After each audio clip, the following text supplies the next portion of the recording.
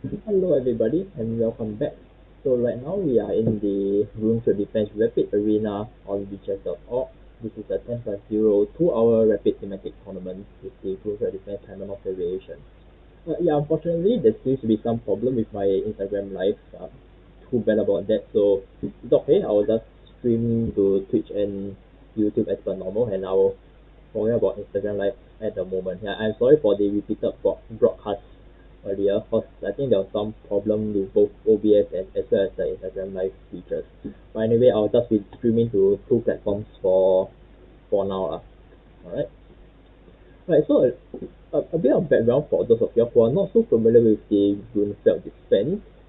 Okay, so it starts off with b4, knight f6, c4, g6, and knight to c3 is usually the very common move played here. Some of them go for knight to f3 and g3 with the neo Gruenfeld style. And here you either play bishop g7 to go to King's Indian, or you play g5, that's the Gruenfeld defense. And the very common move here is the main line of the Gruenfeld defense is c6 d5, the exchange variation, and after knight takes, push, takes. And the idea here is that white has this very nice pawn center, but black is basically sending the message, okay, white, you've got this pawn center, so what? It's not very well supported. I'm going to beat it down with things like bishop to g7, c5, and maybe possibly a future queen to a5, and then I try to attack the king in the center. But the idea is that black is trying to embarrass white by by breaking apart the pawn center, which is pieces and his pawns. And on the other hand, white will just develop as per normal with things like knight to f3, knight to f3, bishop to c4. This bishop can go both places, either on either diagonal. Rook usually goes to b1 to exploit the open file, queen goes to b3, and many things can happen. And usually this kind of games becomes very, very tactical, and a lot of sharp variation in the main line. But if white wants a quieter position, instead of taking the pawn, he can continue with knight to f3, and after bishop to g7. And there are many ways again for white to play over here. Bishop f4 is possible, bishop to g5. You can even play in the Catalan style with g3, bishop to g2, and so on. The variation that we are going to look at here, and which is actually the theme of this tournament, the Taimanov variation, is bishop to g5. White is basically just trying to keep the options open and try to provoke black into playing knight to e4, which is almost universally played over here. And over here again, white has quite a number of options. You can either leave the bishop there and let him take it, and then you try to exchange here. So let's say, for example, c takes d5, queen takes d5. Takes, queen takes d5. White will try to push this central pawn basically, and of course, catch up in development as per normal. This is not. This is. I don't think this is as tactical as the mainline exchange variation. On the other hand, white can also go for bishop at h4, and again, this is also generally quite positional, I feel. And basically, there are a lot of different ideas in this particular line of the Gruenfeld defense, so it's definitely very playable for both sides. Alright, so I think I've talked enough, so let's get back to the tournament. I realize I've not looked at a single game yet. Oh wow, I've been talking for 10 minutes, and it's only 10 minutes into the tournament, and already somebody is like on 9 points with 3 wins already. Yeah. Anyway, this tournament is 2 hours. I don't think I'm going to take the full 2 hours. I need to get back to work at 3 plus, right? So I'll probably commentate on a few games first, and then after that, yeah, I'll maybe at 3 I'll see whether I continue or I will end this stream. Alright, let's just go straight onto the first game that I see over here. Okay, so black doesn't go for knight to e4. It just goes to take the pawn, and you see the problem with taking the pawn is that you just allow white a complete free will to take over the center entirely. This is basically what white is hoping for in lines like the Queen's Gambit accepted. You just want this very, very nice pawn structure. So how do they proceed? So okay, everything seems very according to white plan. A4, a very common idea also in when you take the pawn on c4. The idea is to stop b5. Alright, so and that's why c6. Probably the idea is to try and push b5, but now after a5, and now that locks down this pawn for good. So really I'm liking white's position over here. You know, this, yeah, the queen side is already quite cramped, and black still needs to find a way to go and to try and catch up in development. And even if the bishop comes down, there's always the risk of queen to b3 and putting pressure on this pawn. Right. But anyway, let's see how it continues. Bishop e4, bishop e2. Okay, so far so good. And right, so black knows that they can't just sit back and let them and let white crush him, so he has to fight back in the center. I think e5 does make sense. But yeah, that leads to d5, and you know, the problem is that if you change now, yeah, there's the pass pawn over here. It's very well supported. This knight is not doing anything because it's pinned, and I mean that's why white puts the bishop here. But yeah, let's just continue and see what happens. Oh man, I'm really liking black. I'm really liking white here, to be honest. I really, I can literally just trade in this position. I trade, and after that, if you if rook recaptures, first of all I will regain. But let's say trade recaptures. First of all, I will try to gain a tempo with this, and then after that I prepare this e5 push over here. The moment this e5 comes in, the bishop becomes an absolute monster. This rook is going to be coming out onto the open file. I mean, everything is just going white's way over here, in all honesty. Alright, so, but anyway, queen trade wasn't played, instead bishop to d4, and again a reasonable idea. So now, you are trading this knight. So if the knight goes anywhere, then suddenly the checkmate. Of course, the knight can go here, but actually, if it goes there, I think you have to take. Yeah. But anyway, if queen takes now, then there's bishop takes. Again, you hit the rook over here, you gain a tempo.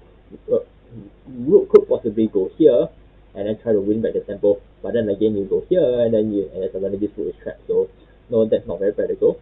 So if let's say queen takes, if we go back to the position where the queen recaptures, the bishop recaptures, the moment this rook leaves, the idea is that, yeah, so anyway, queen takes was taken, I mean, queen trade was done, and black basically removes this rook to come out here. Yeah.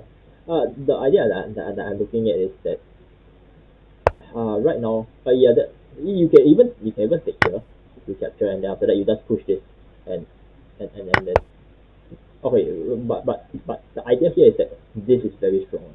This is a very real threat, and now you're just getting control of this. But I think rook takes, the rook trade was reasonable as well, and still, even in this position, this is still a possible threat. Of course, black temporarily stops it with the knight move. I think he's trying to get his knight here so that he is able to stop the white advance. But I think even in this endgame, first of all, white is a pawn up, and he's got the two bishops. So I think white should be in a comfortable position to play for the win over here.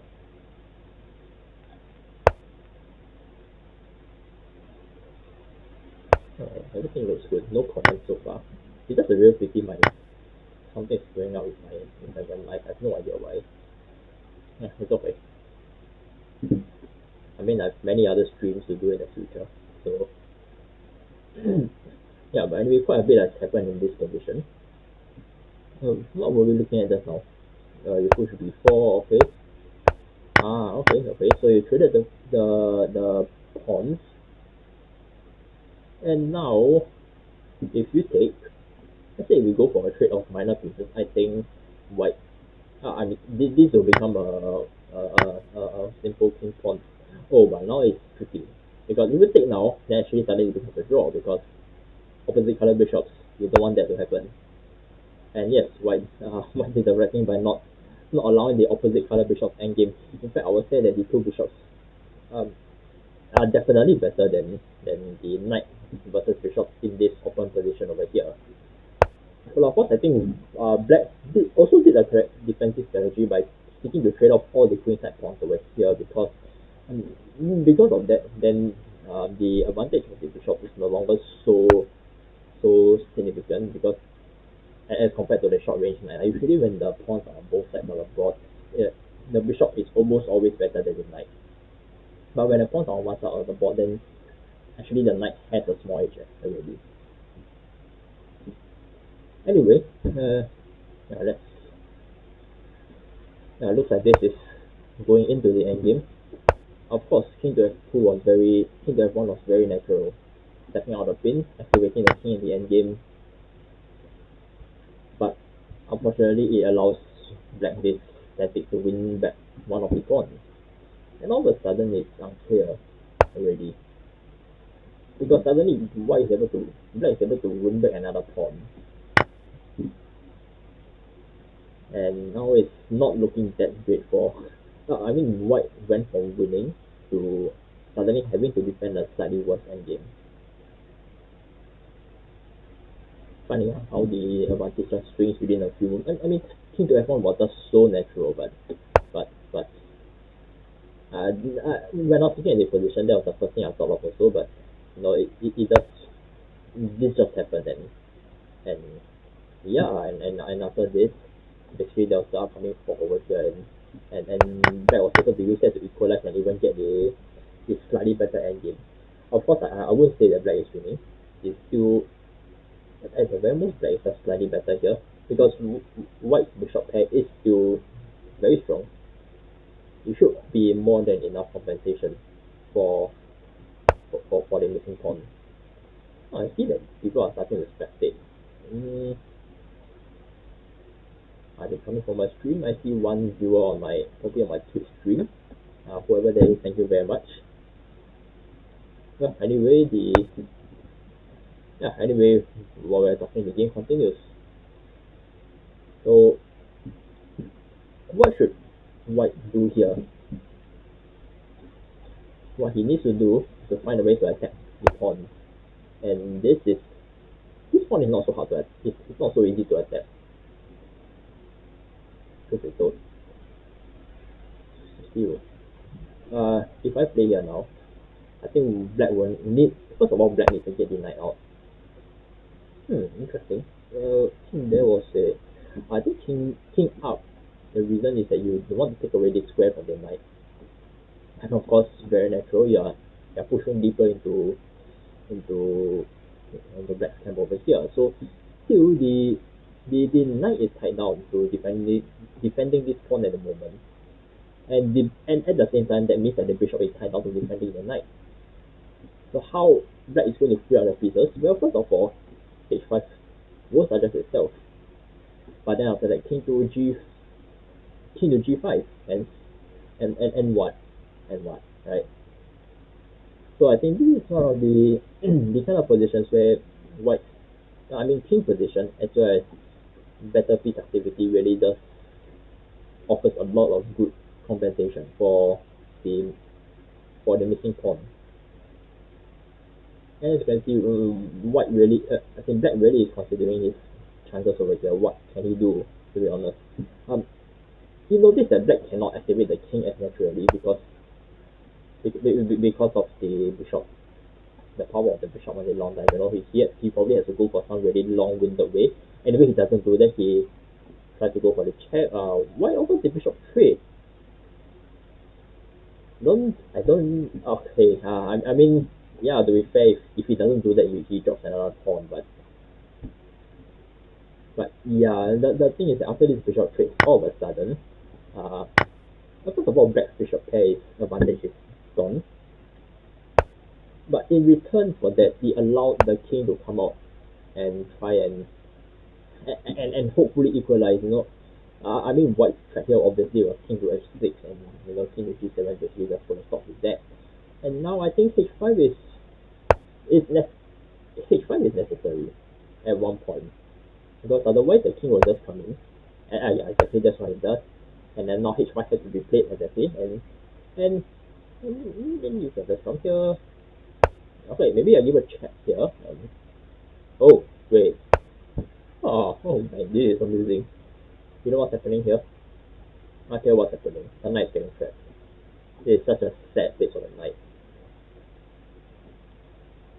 Yeah, I see, because the knight was tied down, I think white had a very nice strategy. He was basically I think that's why white really, like previously, he does really have to stick the king over here instead of like going all the way in or going all the way here. Yeah. The key is you have to taking away this square from the knight. And I thought, and yeah, that really paid off. And of course, the position of the bishop also took away a lot of critical squares from the knight. I think quite well played by white, honestly. But anyway, of course, the knight will be content to sit there. And now this is not so easy because, of course, if I take, then exchange, and after that the knight finds an open over here. If I don't take, I come here, the knight comes here anyway.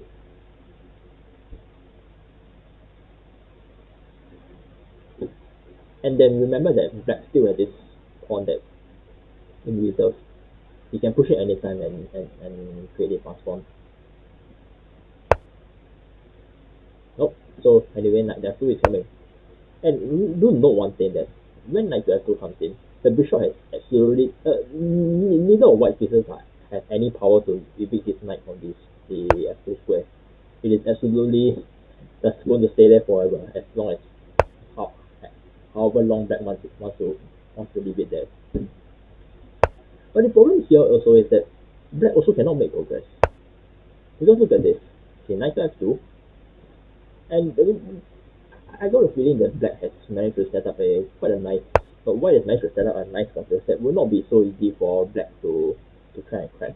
I mean, the bishop can either stay here on this diagonal forever, or maybe it stays here to guard this bishop. I mean, right now I do not know which diagonal is better. Right. Sorry. Right. Yeah. While I was distracted by my phone, it looks like white has decided to switch to this diagonal instead. I mean, this kind of endgames, black needs to have a very creative way to try and restore an advantage over here or create a breakthrough. I mean, one nonsensical thing I can think of is, I come here and I step and I step my pawn over here. Oh my gosh, is he really going to do that? No, right? Okay. Wait. If he really steps, if he really does this crazy shit, right? First of all, I will recapture the king, and then let's say you push, then I can just then I can just leave the bishop here forever. So I think that sacrifice doesn't work. Right, so now the king is going to get stuck. It's going to stay here forever unless black does something. And what is that something? I see. He's going for this. And if you go in, you go here. And after that, this is coming in, and suddenly this pawn is going to fall if one is not careful. Right, seem to see that? And, no, man, this is not good for white already, because the moment the knight comes here, suddenly bishop is not. Suddenly the bishop has no business here. I suspect this is coming next. No, it's not. Yeah, I mean, to be fair, the bishop can always go back. It goes forward. You go back again. I mean, if you go back, I think this is coming. The pawn push is coming in. And you have to take. And the moment you take, both these pieces get traded off. This pawn goes away, this pawn is free, and wow, and black is going to win this. All of a sudden. Oh man.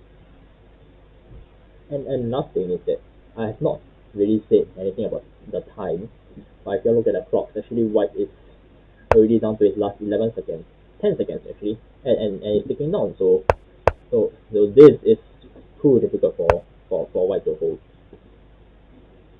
And if if I'm an S, if I'm playing black, I can just literally time him out right now. Just be careful not to get any 3-4. No, this is on. I'll just push the pawn. Let's push the pawn and take. I mean, if he doesn't capture, I just take here. And probably I'll try to find him out. What is black doing? It's so peculiar.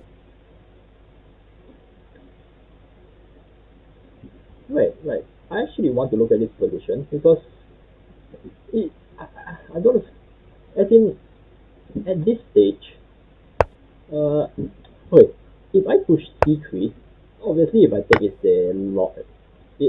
I mean, white is going to lose because of this, and then this is coming in, right? If you trade, then okay, fair enough. Maybe uh, yeah, maybe this might not be so straightforward. Fair, fair enough, fair enough. Yeah, but the line that I was looking at was f3. The line I'm looking at is if white doesn't take. Okay, let's leave the pawn there, right? So let's say I play a waiting move, and if I take, oh wait, yes, I got to take, and this is not so. Again, this doesn't look so straightforward for back to convert, right? If I, oh, but if let's say I do this, then this is false, then okay, we're back in the same position, and I don't want to waste precious commentary time trying to analyze whether this is a win or a draw. My gut feeling is that it's a draw, but you never know. There might be some funky triangulation shit that Black could do over there. But anyway, wow, this was a very, very wild game. I'm quite sure the evaluation swing back and forth a lot. At this stage, I'm very sure white is better. But somehow we just lost the initiative. And I think at this series of moves over here, even though white was still better, Black managed to trade off all the pawns on this side of the board, the queen side, into a more drawish endgame kind of position. And after this single mistake, which looks very natural, king to f1, suddenly the initiative swings over to Black, who manages to win and suddenly become a pawn up in this position. And then finally the time does, I mean, even up to here, it's still not easy for Black to convert, because white has a very high chance to create a fortress over here, especially with this super inactive knight. But yeah, somehow this happened, and at the end of the day, it was the time that decided the outcome of this tournament. Yep. Oh, tragic, but that's just for you. But still a very nice game. Alright, that's one game down, and we are halfway through the. Oh goodness, somebody was spamming the chat, I see. Alright, that's not my problem. I'm more concerned of whether people are spamming my screen trap, but I didn't. Oh, hello, Jaden. Nice to see you. Hey, for some reason, why are my. Wait, I just saw that chat, but it's not showing as a notification. That's weird. Interesting. It's okay. I guess I'll have to monitor the stream chat more closely then. Never mind, let's go back. Let's try and look at a game that just started. Okay, this one looks interesting. Oh, yes, let's go. They are not getting away. Okay, so what do they play over here? Castles. E3, yeah, you see the moment the bishop steps out of the pawn chain, now E3 is very playable. I forgot to mention this just now also. Actually, white doesn't have to play E4. He can always play E3 and create a solid position over here. I mean, he already has a very nice pawn center. So E3 is definitely playable. D6 C4. Come on, I don't like D6 C4 in this position. You're just giving white a free tempo. But anyway, let's get back to the main game. I find Black's play a little bit questionable, in all honesty. Oh, and look, I think Black's questionable play has cost him a pawn, and potentially another pawn over here. Of course, if you take now, then of course this is under attack. This is under attack as well. So nope, Black cannot trade. On the other hand, if Queen B6 is coming in, and suddenly the Queen is so active, the Knight has no squares to go, he can only go to A6. Black needs to spend a lot of tempo to try and take away this Queen, and within that time frame, White can do many things. White can do a lot of things like I mean, that's very casually play bishop f3, try and trade off white or one of black's few active pieces, and then after that go for or possibly go for a e4 pawn push in the future, and then go down the center. Anyway, white doesn't go for that. He chooses to try and continue trading off the queens over here, and I think that's a rather well, that's a not the best move, I would say. But first of all, if you trade here now, you're just giving back the pawn, right? That's first. I mean, oh, he look at here. I take this pawn. Yeah, sure, you can take this pawn for all you want, but or maybe there's something here that I'm not seeing. And you know, I'm bad at calculation. And not like this. This is pure and simple. Oh, of course. You know, be careful when you play those moves. But still, I like it.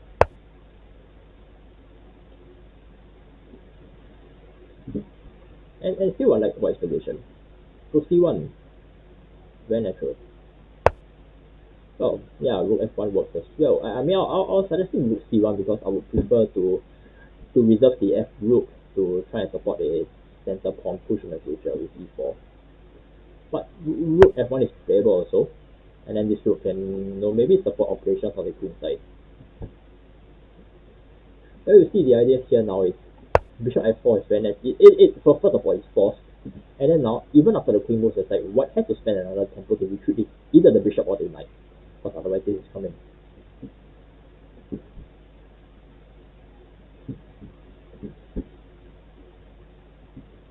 So, where is the queen going? And now white has to move one of these pieces. Well, it chooses the knight. Yeah, fair enough, because the moment this goes, the knight really has. I mean, there's no bit. It's got no business being there. So might as well remount it here anyway. And probably something like this, and maybe even this, or this, and prepare this. So I think that's less and less likely in the future. Maybe if white wants to do that, here f3. Oh no, but f3 weak just weakens this so horribly. No, maybe not. I mean, I was thinking f3 and e4, but no. Wow, white just wait. What is black doing here? Black just gives the bishop pair to white for free. Is there any compensation? No, right? I don't see any. And now this is threatened. So I mean, I can try to gain tempo, but then after I play this, then I hit on knight, and then this falls. The c6 pawn just falls.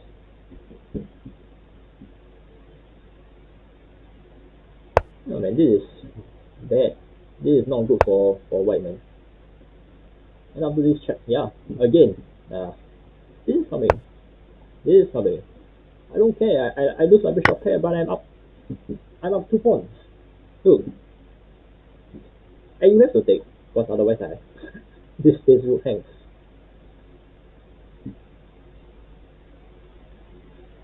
Yeah, this is not looking good for black. Who knows? Maybe black will be able to stage a comeback. Like what happens just now.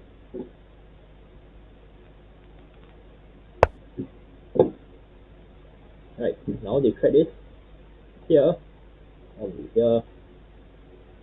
But I think white can do it. First of all, I will put the bishop back as prophylaxis. He doesn't do that. Well, makes sense. You want to come in. And you can't harass the queen with this because of the bishop. That's the key. Yes, but the bishop should still drop back here. So maybe not then, but what? Oh, okay, yeah. But that's also a bit problematic because it allows this now because the bishop communication has been cut off. So again, you see, not so easy. Not so easy. If you want to play all these kind of tactical fancy moves and then leave your pieces hanging, you better make sure you calculate them very carefully. That's the idea. Anyway, black doesn't go for this complication. I felt that he should have. Yeah, I mean, you are down 2 pawns, you are losing. You might as well just make the game completely messy, right? Queen to g6 was passive.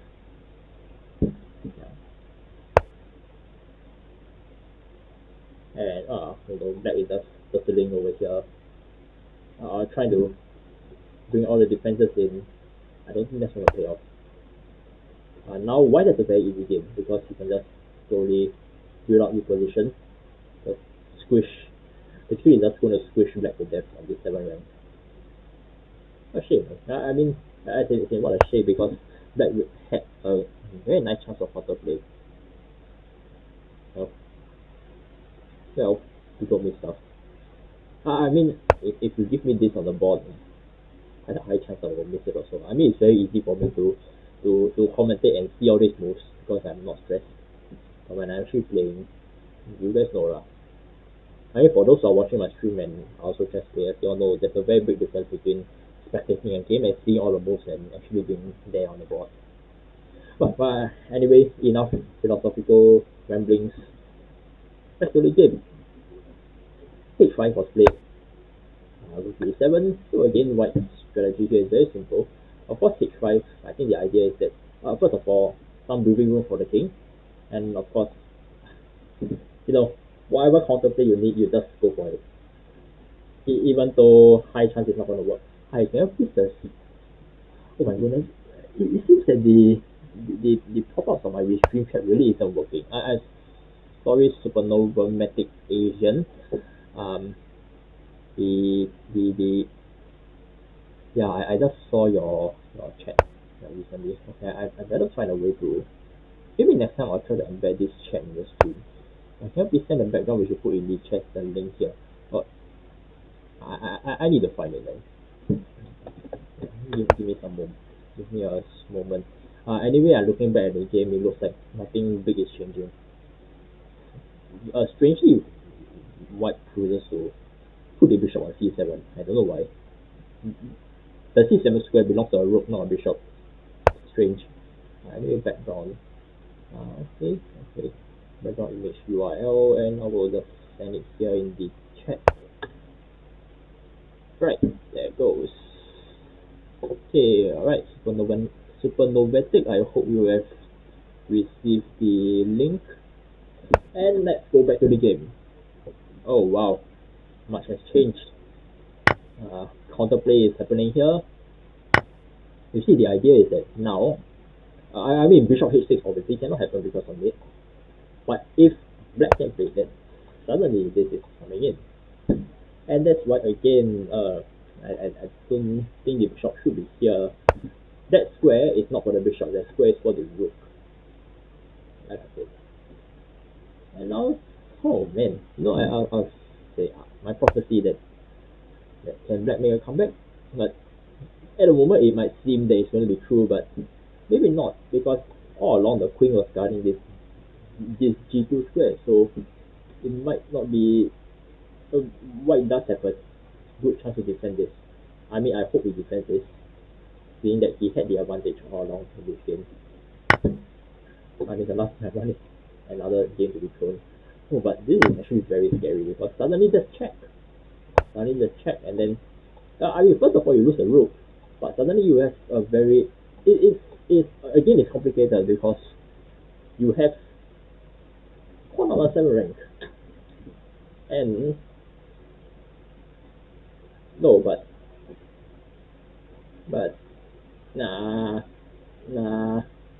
suddenly all these pieces are hanging. Okay, my evaluation is changing at this stage. I was going to say that white still has a lot of complications, but no, not that. See, this bishop is pinned. This, which means that you can't come to the rescue of this pawn over here. Oh man, this is stressful. It probably is. So the idea is rook D, rook takes, rook here. No, but then I just drop the rook back. So still doesn't work. Oh man, what a game. This is suddenly the evaluation changes in the black favor.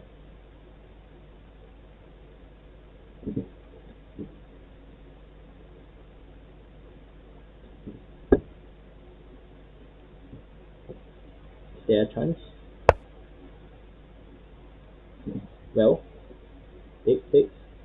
I take. Okay, my king goes up. But this. How are you going to defend this pawn? Okay, it's alright. This pawn falls.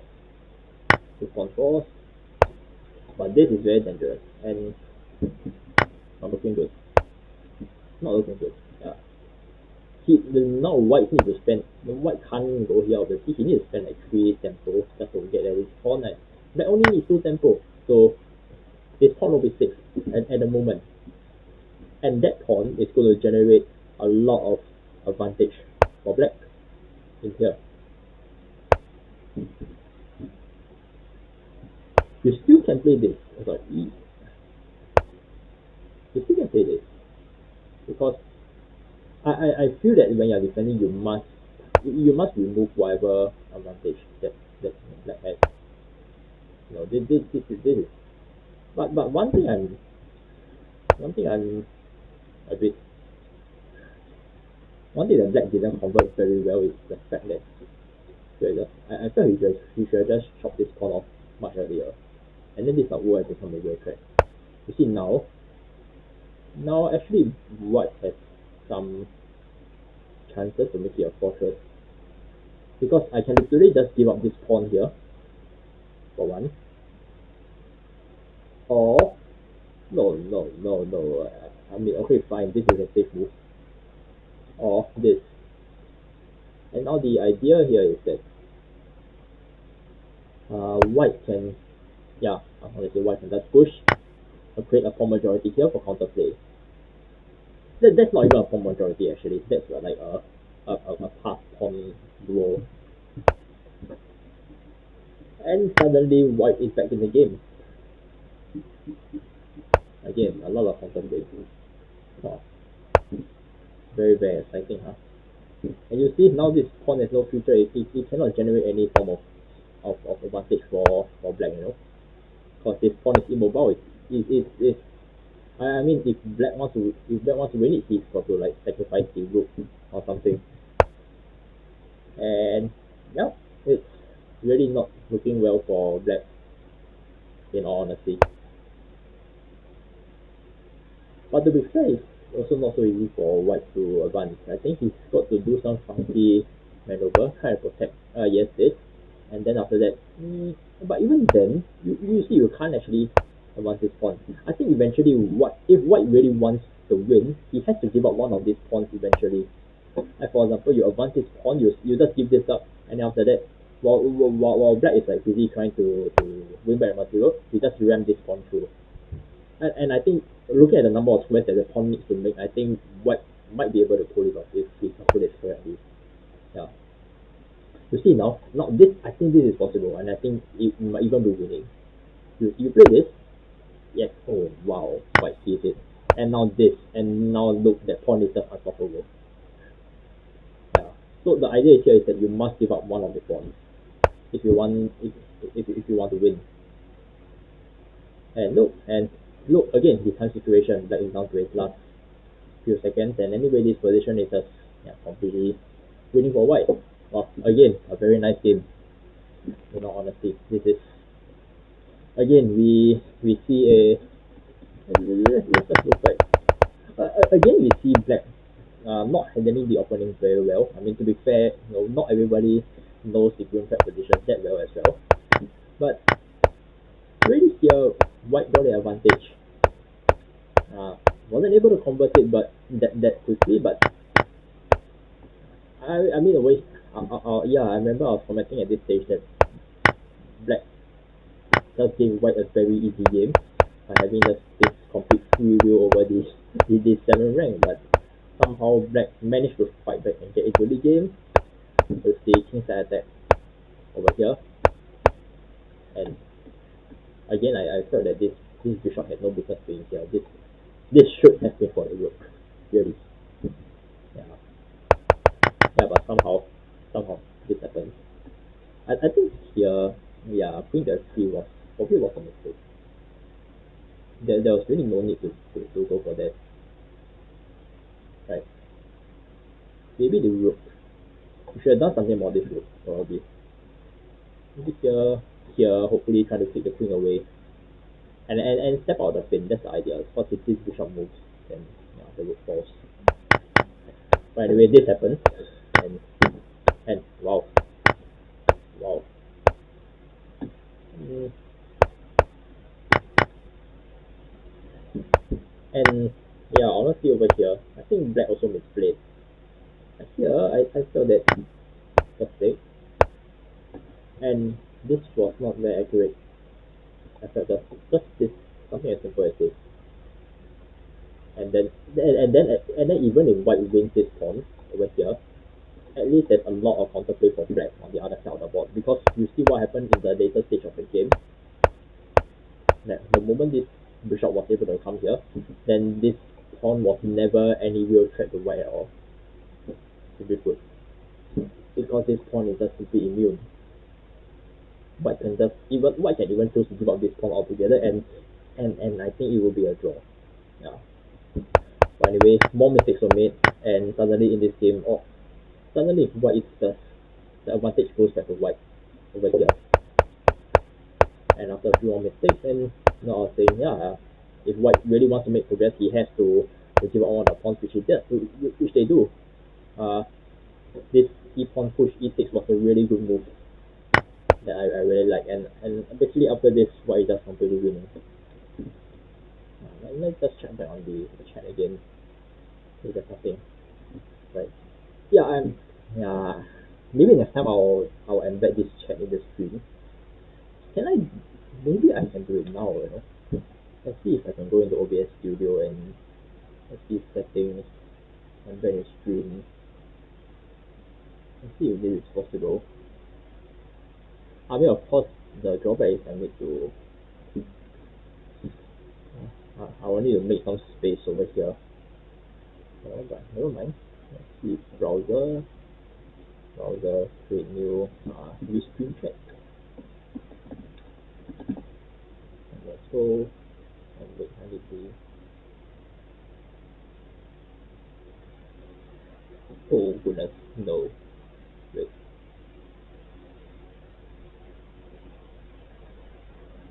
Okay. Alright, this is the best I can do. If you guys look at the bottom left hand corner of the bottom right hand corner of the screen, I've got a stream chat over there. So if any new messages come in, I should be able to see them at a more faster rate. Yeah. I know, the color is horrible. Dark blue, a very bad shade of dark blue. Oh goodness, no! I went away from the game. Let's go back to the tournament, okay? Yeah, hopefully this will allow me to monitor the chat more closely. Alright, let's get back. It's almost 3.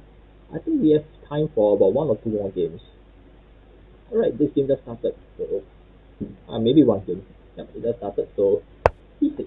Curiously, no one has played knight to e4. Knight to e4 yet. Right, very interesting. But anyway, we are seeing that this is going to be a very quiet game. No, it's not even English. It's not. It's Queen's. Okay, this is Queen's Gambit decline kind of position. This pawn structure. White can choose to just take here, and then black knight will look a bit of awkward. Probably has to go back, and then e6, getting into the typical crossbar structure, and then white goes for the queenside minority attack. But anyway, over here, I mean, knight to c6 is not that bad a move anyway. In the Queen's Gambit, I think this is called the triggering defense.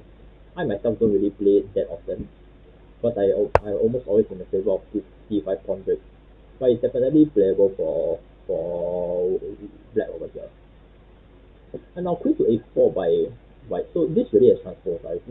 It's really not a Gruenfeld anymore. It is really a Queen's Gambit with the weird looking bishop on g7. I think eventually, one thing I want to remark is that the bishop on g7 has to reroute somewhere eventually if this game continues in its close nature. Because otherwise it's not going to have a very big future, especially with this pawn chain that is staring down on. Right. And now what I like for black would be, what I like for white is to just go for the b5 push. And then after that, yeah, I mean, black cannot play b5 now, because you're just covering everything, and on top of that, this rook is just hang, right? So probably he's thinking of something like b6. Bishop b7 might be necessary. And I just noticed queen to d7 was a rather weird move. I understand you have to step off the pin, but eventually the queen needs to get somewhere else as well, and you're also blocking in this bishop. So maybe that's why black might have wanted to reroute this bishop to d7. Well, anyway, white doesn't go for b5. He goes instead for the exchange. Alright. I think if black goes here now, you cannot push. No, you cannot push because this will be loose. You can, but then you got to calculate you got to calculate it very well. No, I mean the idea is after push, if you push let's go back. If you push e4, let's take, you got a very typical Gruenfeld mainline structure, but it doesn't do that. And knight to b4. Of course, the idea here is, if you are the positional kind of player, which I suspect that white is, oh my goodness, 2500 from Russia. Okay, that explains a lot. And of course, you want to keep the position close. You are looking at this. You are looking at long-term advantages on the queen side. And more importantly, you don't want to open up the position for black bishop. That is very, very important if you want to play position. And this, I do not like it really. I feel that this pawn advance was a bit unnecessary. Of course, it is obvious that white is already taking a claim of the queen side, and I don't think black is in a position to fight it. So really, this is all just aimed towards and this. So if black wants to complicate the game, well, boom, f4, f5, f5, taking an eye away, maybe here, and then go here, and then the rook had no business doing that. It should be here, and then suddenly kingside play, and then here, oof, and then it looks rather painful for white, right? Kingside counter play. Queen to c2.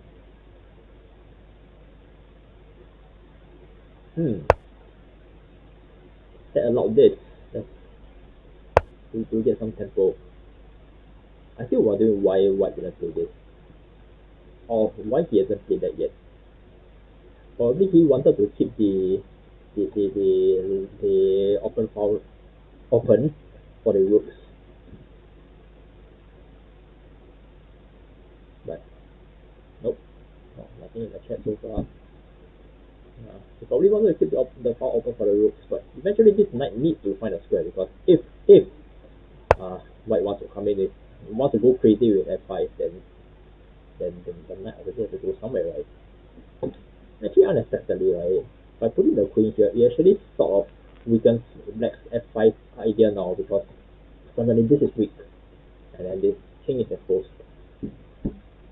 So maybe before black prepares f5, he's got to try and untangle his position a bit. King to h8, rook to a7. What is that? Really, what is rook to a7? I don't understand. I don't understand rook to a7, honestly. I mean, if somebody can enlighten me what's the purpose of this move in the chat, I'll be very appreciative. I mean, what? I was saying that black should try and untangle the pieces. This queen has no business here, like I said. It needs to go back. Maybe. Oh, but then again, there's not a lot of good squares for the queen anyway. Oh, it does go there.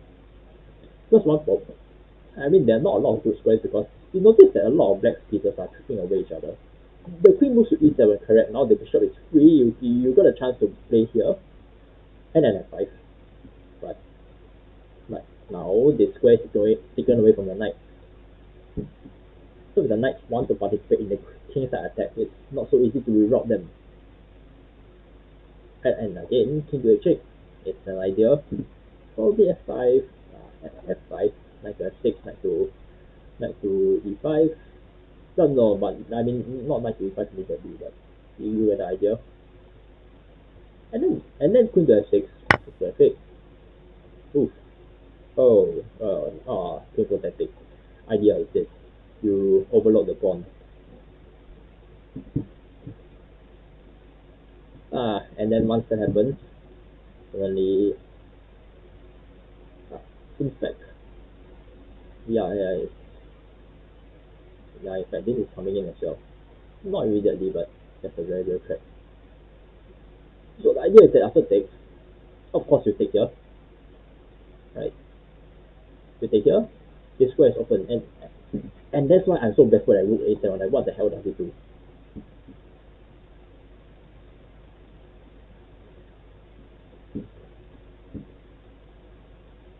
No one in the chat. It's alright.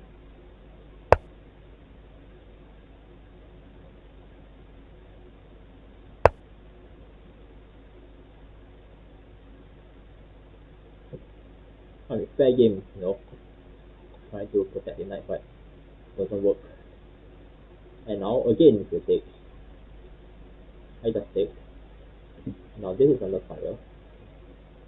This is under fire as well. It's interesting to note how white has not even castled up to this stage. Because you don't have to castle. You don't. Because let's say for example in this position, you already know that black is going to create some counterplay on the king side. There's no reason for it to castle. And you put this, what? What is going on? Oh my gosh, oh my goodness. Okay. I'm blind, other things I'm not seeing. What is the 2500 rated player thinking, and I'm missing over here? Okay, to be fair, I think the idea is just, you're just calmly stepping out of this thing. Okay, fine, because you can't just simply go back. I mean, the rook stares at you, I think that's what he's doing. And he knows that this knight is immune, he can't be taken, so he can just casually move the knight back. And now the knight can go back here, knight to c5. Right? Knight c5, I wouldn't trade, I just keep the, what? Oh, right, it's protected. Right, and this is just winning for white. Even though the king is not castled yet. Because the idea is that I don't have to develop my bishop straight away. I can just leave it on this long diagonal until some counterplay arises. I don't need to waste time developing it. Anyway, white just develops it because he's already ahead. I think he definitely has a better position at this stage. So might as well consolidate and do the very vintage advantage conversion, trade all the pieces, win the end game. I mean, that's what I would do if I'm in white shoes. Or if I'm crazy, I can just go e4, roll down the center, create a pass pawn. I mean, there's no need to do that, but why not?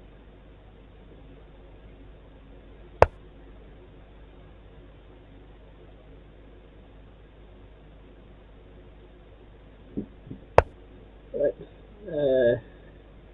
Well, it will be interesting to continue watching this game and see how does white actually convert this. Because you see now, after this exchange, if queen takes, obviously that's bad because the rook stares on, and I'll just advance. But after this pawn capture, I'll just, well, maybe not there, but this is a long-term weakness. And I move like here, and then 3, stepping here. Not there, maybe. I come here, I just put pressure. Just double everything, the very vintage idea of pressuring the c6 weakness.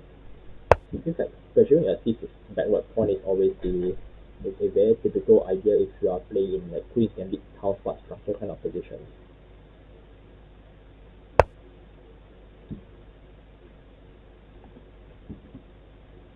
So far, no one else from the chat.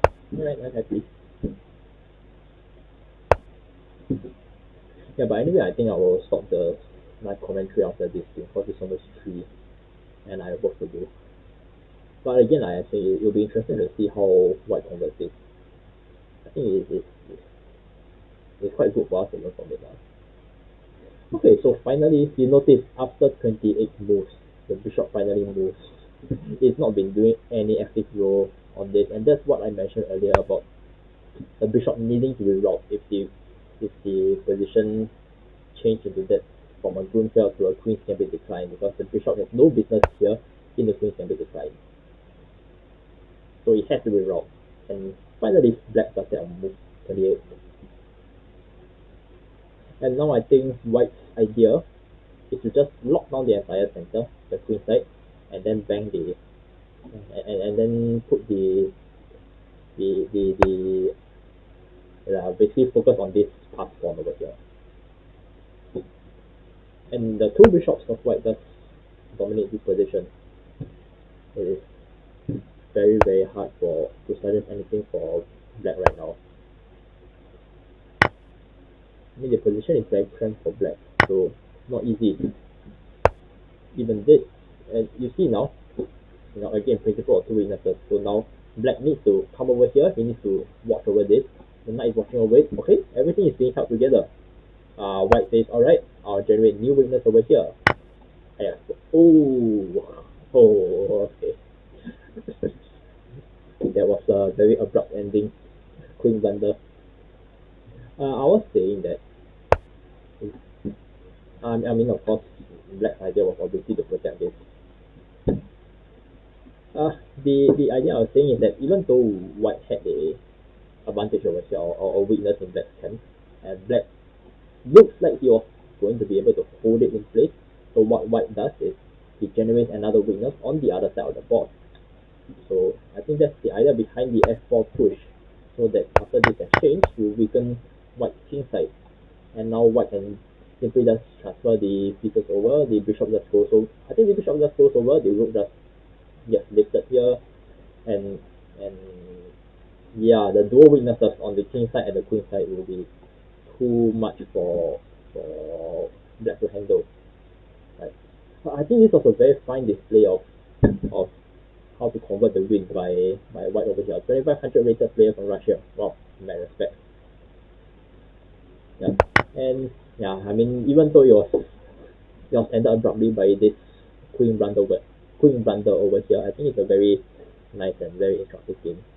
So definitely I learned quite a bit just by looking and commentating on these games, and I hope that you have too, that you have learned quite a bit too. And yeah, and I think I will call it a day for now.